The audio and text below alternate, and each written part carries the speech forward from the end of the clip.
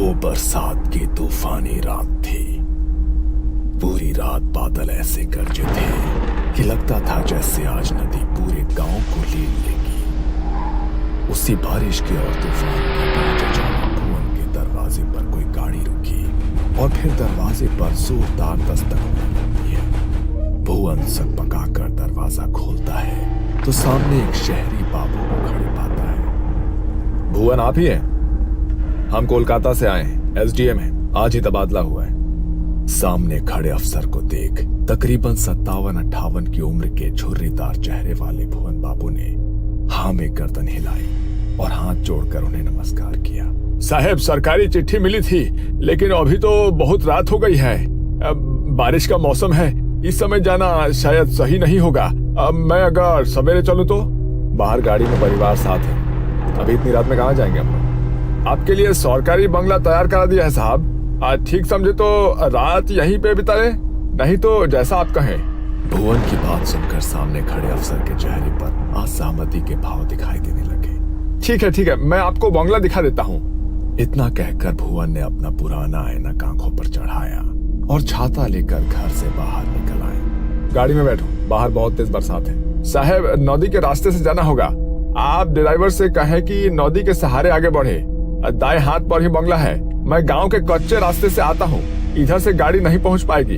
भुवन की बात सुनकर अफसर ने हैरानी भरी नजरों से उसे देखा और ड्राइवर को गाड़ी आगे बढ़ाने के लिए कह दिया। अजीब आदमी है, इतनी बारिश में पैदल जाने को तैयार है लेकिन गाड़ी में नहीं बैठा। वो बात नहीं है साहब, आप समझते नहीं है। गांव के लोग दिन ढले नदी पोखर नहीं टापते हैं, इसलिए वो रात में आने को मना कर रहे थे। गांव की कहानियां तो जानते होंगे ना आप। खैर छोड़ो, तुम जल्दी गाड़ी चलाओ, थकान से मेरी हालत खराब है। वो देखो भुवन काका। सुगंधा की बात सुनकर सभी चौंक कर नदी के किनारे देखने लगते हैं। सचमुच ऐसा लगता था कि भुवन नदी के किनारे किनारे चल रहा। ये लो, भुवन तो इधर से ही आ रहा है और तुम बोला कि ये लोग नदी पार नहीं करता। अगर इसी रास्ते से आना था तो हमारे साथ क्यों नहीं आया? लेकिन ये पैदल इतना जल्दी इधर कैसे आए? तपन ने फिर से गाड़ी से बाहर की ओर झांका, लेकिन इस बार बारिश की तेज रफ्तार और गाड़ी की स्पीड के कारण उसे स्पष्ट कुछ नजर नहीं आया। कुछ ही देर में वो लोग एक सरकारी बंगले के सामने खड़े हुए थे। तभी पीछे के रास्ते से छाता लिए भुवन भी वहां आ जाता है। भुवन ने बंगले का ताला खोला और तपन बाबू उनकी पत्नी और बेटी को बंगला दिखाकर खुद रसोई की ओर आगे बढ़ गए। काका, आप इतनी जल्दी यहाँ कैसे पहुँच गए? हमने आपको नदी के पास देखा था। क्या? मुझे?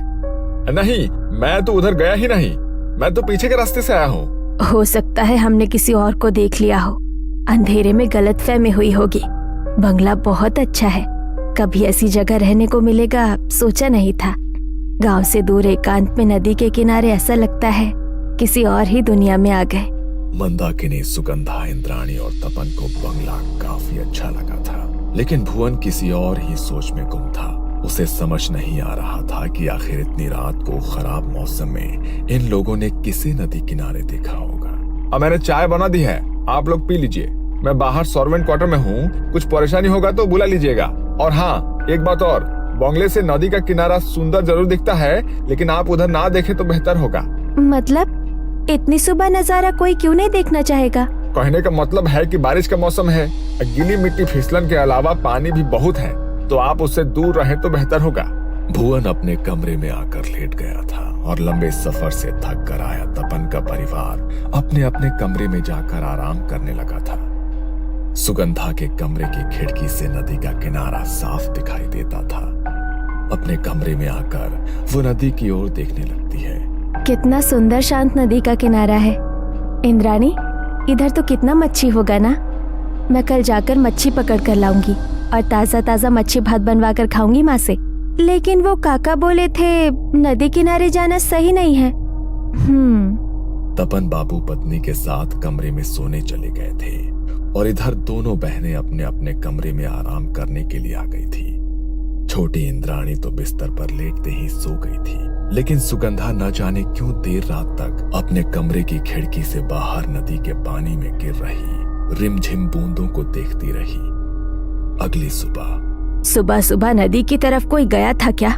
हमारी हवेली के दरवाजे से नदी की तरफ मिट्टी पर पैरों के निशान बने हैं। सुगंधा, इंद्राणी, तुम लोग रात में उधर गई थी क्या?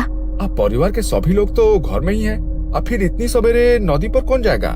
बच्चे तो अभी सोकर ही उठे हैं। अब कैसी बात करती हो? भुवन बाहर जाकर उन कदमों के निशानों को देखता है जो वाकई नदी के किनारे से हवेली के दरवाजे तक दिखाई दे रहे थे। ये किसी इंसान के नदी की ओर जाने के नहीं, बल्कि नदी से हवेली तक जाने का निशान है। क्या? ये कैसे हो सकता है? ये निशान तो... मैं जानता हूँ कि आप क्या कहना चाह रही हैं, लेकिन जिसके पाँव उल्टे हो उसके कदमों के निशान ऐसे ही न बनेंगे।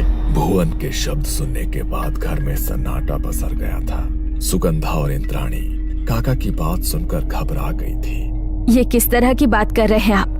अरे बच्चियां है, घबरा जाएंगे ना।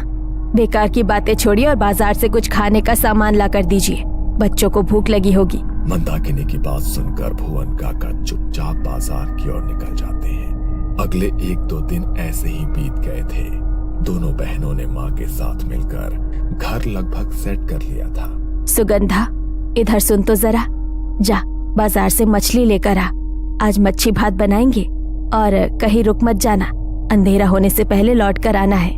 ठीक है माँ, मैं जाती हूँ। 16 साल की सुगंधा घर से निकली तो उसे नदी के किनारे एक लड़की दिखाई दी जो हाथ के इशारे से उसे बुला रही थी। तुम भी यही रहती हो क्या?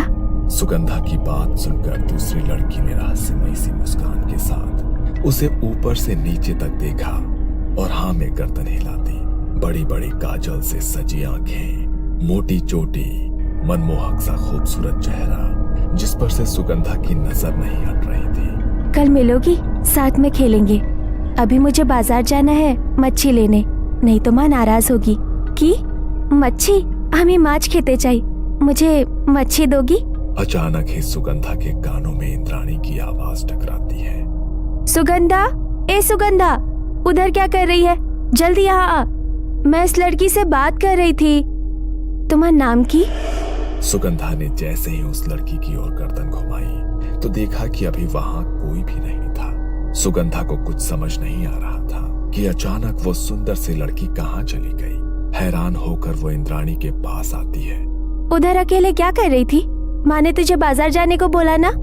हाँ, लेकिन मैंने अभी एक लड़की को देखा, वो मुझसे बातें कर रही थी, फिर अचानक पता नहीं कहाँ गायब हो गई। बहुत सुंदर थी, कह रही थी यही रहती है। बातें मत बना, कोई नहीं था वहाँ, अकेले में पता नहीं क्या बड़बड़ा रही थी उधर।